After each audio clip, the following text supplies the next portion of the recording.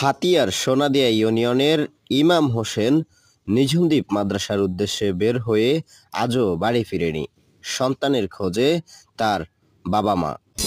দ্বীপের হৃদয় 24, দ্বীপের মানুষের হৃদয়ের কথা কয়।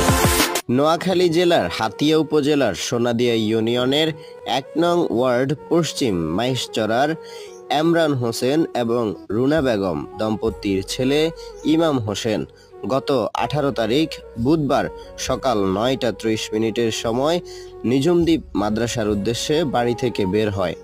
শেষ খবর পাওয়া পর্যন্ত তার বাবা মা জানায় যে জাহাজমারা পর্যন্ত সে গিয়ে পৌঁছেছিল।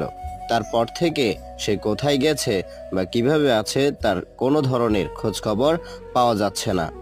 প্রায় সপ্তাহখানেক ছেলেকে খুঁজে না পেয়ে পাগলপাড়া ইমাম হোসেনের বাবা মা। হেফজখানায় পড়া ইমাম হোসেনকে খুঁজে পেতে আপনার সাহায্য চায় তার পরিবার। আমার একটা ছেলে হারিয়ে গেছে সরসঙ্গ বাজার থেকে জাহাজমারা থেকে আর কোথায় গেছে জানি না।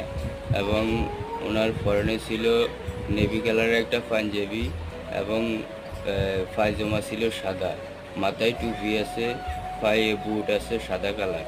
তারিখ 18 তারিখ বুধবার প্রায় 9:30 বাজে এখান থেকে গাড়িতে উঠছিল নিজামদ্বীপ রাস্তার মাথায়।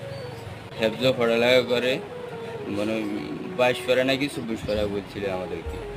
যদি কোনো হৃদয়বান ব্যক্তি খুঁজে পেয়ে থাকেন অথবা কোনো তথ্য দিয়ে সহযোগিতা করতে পারেন, তার পরিবার আপনার নিকট কৃতজ্ঞ থাকবে। আর কিছু করতে পারেন বা না পারেন, অন্তত ভিডিওটি শেয়ার করার মাধ্যমে তার পরিবারের পাশে দাঁড়ান। দ্বীপের হৃদয় 24, দ্বীপের মানুষের হৃদয়ের কথা কয়।